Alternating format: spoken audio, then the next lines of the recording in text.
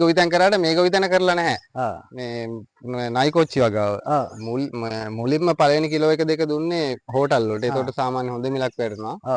පස්සේ 1200 ඉඳන් 800 වෙනකම් මේ වත්මන් මිල 800ට තමයි අවසාන දුන්නේ. දැන් දවස් 4ක් විතර වෙනවා. දැන් මේකෙන් අපිට ආත්ම තෘප්තියක් ලැබෙනවානේ මේ පැල ටික උදේ දැක්කහම. ඊට පස්සේ අවසට ජොබ් එකට ගිහිල්ලා ඇවිල්ලා හරි වතුර ටික එහෙම දාන්න පුළුවන්.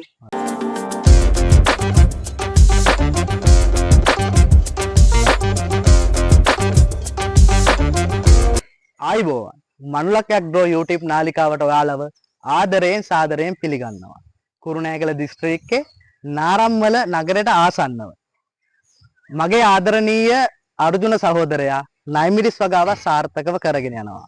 ඉතින් කුඩා කල සිට නයිමිරිස් පැල අපෙන් අරගෙන පොහොර ටික ඊට පස්සේ මේවට යොදන දියර පොහොර ටික ඊට පස්සේ බදුන් මිශ්‍රණය හදාගන්නේ කොහොමද කියලා හරියට උපදෙස් පිළිපැදලා මේ වෙනකොට සාර්ථක නයිමිරිස් වගාවක් කරගෙන යනවා. ඉතින් ඔයාලා බලන්න මේ ගස්වල කරල් වැහි වැහැලා තියෙනවා. මේ හැම ගහකම එහෙමයි. ඉතින් මේ තියෙන්නේ මේ වෙනකොටත් අස්වැන්න නෙලලා වෙලත පොල්ට දාලා ඊළඟට නෙලන්න තියෙන ඉතුරු ටිකයි චූටි කරල් ටිකයි. ඉතින් ඒ චූටි කරල් තව කාලයක් යද්දී ටිකෙන් ටික ලොකු වෙනවා. එතකොට එව්වත් කඩනවා. මේ ගස් මෙහෙම තියෙන්නේ තව ටිකෙන් ටික ලොකු වෙනවා. ඉතින් සාර්ථක නයිමිරිස් වගාවක් බලන් ඉන්න ඔයාලා හැමෝටම කරගන්න පුළුවන්. අරුදුන සහෝදරයා මට හම්බෙන්නේ 2019 වසරේ. ඒ වෙනකොටත් එතුමා ගොවිතැන් කටයුතු වල නිරත වෙලා සිටියා. අරුදුන සහෝදරයා සෞඛ්‍ය ශ්‍රේෂ්ඨ රස්සාවක් කරන ගමන් එයාගේ වටිනා කාලය බිදක් කැප කරලා මේ වගේ සාර්ථක නයිමිරිස් වගාවක් කරගෙන යන්න පෙළඹිලා සිටිනවා. ඉතින් අර්ජුන සහෝදරයා මට කියන්න මේ වගේ සාර්ථක නයිමිරිස් වගාවක් මේ තත්ත්වයෙන් තියෙන්න මොන වගේ කරුණුද හේතු සාධකුනේ? මුලින්ම දැන් මේකට ලෙඩ හැදෙන්නේ නැති වෙන්න බලපෑවා කියපු කොම්පෝස්ට් මිශ්‍රණය ඩොලමයිට් දාලා මම සතික තේරෙන මාසයක් විතරම තියන් තිබ්බා මම අර වෙහි කාලේ හින්දා. ඒ තියලා බඳුන් වලට පස් පුරවලා අර දිලීර්නාශක යොදලා පැල ටික හැදුවායින් පස්සේ ඒකට මම ලොකු සාත්තුවක් කරේ නැහැ මුල් කාලේදී. ඊට පස්සේ සාර්ථක ලෙස පැල ටික වර්ධනය වුණා. ඊට පස්සේ ඔයා කියන විදිහට තෙල් ටික ගහලා ඒ වගේ උපදෙස් මාර නිතර කෝල් දීලා අහන්නේ. දැන් මට ඒක තේරෙන්නේ නැහැ. මම මේ අනිත් ගොවිතැන් කරාට මේ ගොවිතැන කරලා නැහැ. මේ නයිකොච්චි වගාව. ඊට පස්සේ ඒක කරලා ඉවරලා මල් හටගත්තා. මේ හොඳට අතු බෙදිලා මල් හටගත්තා සෑහෙන්න. මට හිතා ගන්න බැරි විදිහට. මොකද ඒ තරම් අර අතු බෙදින හැම දැල්ලක් ගානෙම මලක් ආවා. ඒ ආපු පස්සේ ඊට පස්සේ අර වා කියපු පොහොර වර්ග දාලා නියර පොහොර ගහලා මේ ඊට පස්සේ කරල් හටගත්තා. අපි අර්ජුන සහෝදරයාට පොහොර යන්න ඕන ෂෙඩියුල් එකක් දුන්නා. ඒ කියන්නේ අපෙන් පැල ගන්න හැමෝටම අපි පැල ටික මුල ඉඳන් හදාගන්නේ කොහොමද කියලා ෂෙඩියුල් හදලා තියෙනවා. ඒ ෂෙඩියුල් එකේ විදිහට යා පොහොර ටික දාන්න ඕන, දියර පොහොර ටික ස්ප්‍රේ කරන්න ඕන, ගස් ටික ආදරෙන් බලා ගන්න ඕන.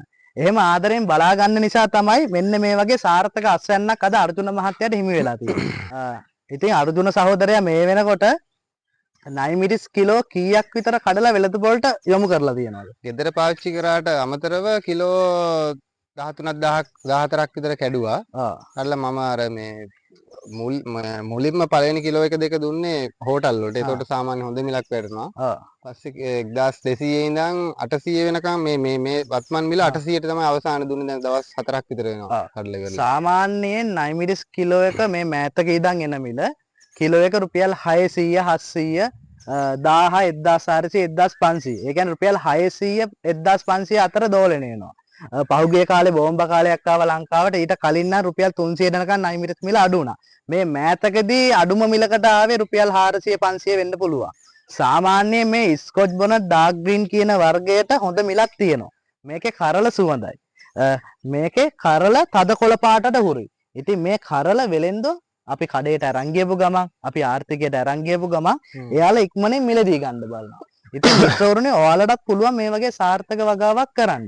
නයිමිරිස් වගාවක් කොහොමද සාර්ථකව කරගන්නේ කියලා මුල ඉඳන් වීඩියෝ අපේ channel එකේ දාලා තියෙනවා. ඔයාලට ඇවිල්ලා මේ වීඩියෝ ටිකෙන් ටික බලලා ඔයාලට දල අදහසක් ගන්න පුළුවන් මේ නයිමිරිස් වගාව කියන්නේ මොකද්ද?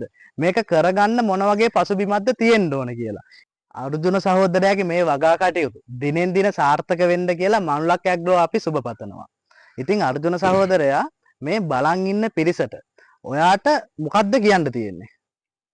මට කියන්න තියෙන්නේ මේ එයාලට දැන් ජොබ් එකක් කරන අය හෝ තාම මේ ගෙදර නිවසේ සාමාන්‍යයෙන් වැඩි වෙලාවක් රැඳෙන අයට හරි මේ නයිමිරිස් වගාවට නයිමිරිස් වගාව කරන්න පැල 100ක් වගේ දාගත්තොත් අපිට සාමාන්‍යයෙන් මේ එදිනෙදා වියදමට සාමාන්‍ය ලොකු ආදායමක් ගන්න පුළුවන්. මම දැනට සාමාන්‍ය ලොකු මුදලක් අරන් තියෙනවා. මෙතුමා ඒ කියන්නේ මට වියදමට සාපේක්ෂව ආ. ලොකු මුදලක් අරන් තියෙනවා. අර්ජුන සහෝදරයා රජයේ රස්සාවක් කරන ගමන් සාර්ථකව මේ වගේ නයිමිරිස් වගාවක් කරගෙන යන්න පෙළඹුණ හින්දා බලන් ඉන්න ඔයාලටත් කියනවා නයිමිරිස් වගාවක් කරගත්තොත් අමතර ආදායම හරි හොයාගන්න පුළුවන් කියලා. ඉතින් මිත්‍රවරුනි නයිමිරිස් වගාව මේ වෙනකොට ප්‍රධාන ආදායම් මාර්ගය විදිහට කරගෙන යන පිරිසක් සිටිනවා. ඒ වගේම ජොබ් එකක් කරන ඔයාලටත් සාර්ථකව මේ වගේ නයිමිරිස් වගාවක් කරගන්න පුළුවන් කියලා මේ අර්ජුන සහෝදරයා පෙන්වලා දීලා තියෙනවා. ඉතින් මේ වගේ සාර්ථක නයිමිරිස් වගාවක් කරගන්න ඔයාලටත් අවශ්‍ය නම් අපිට WhatsApp message එකක් දාන්න.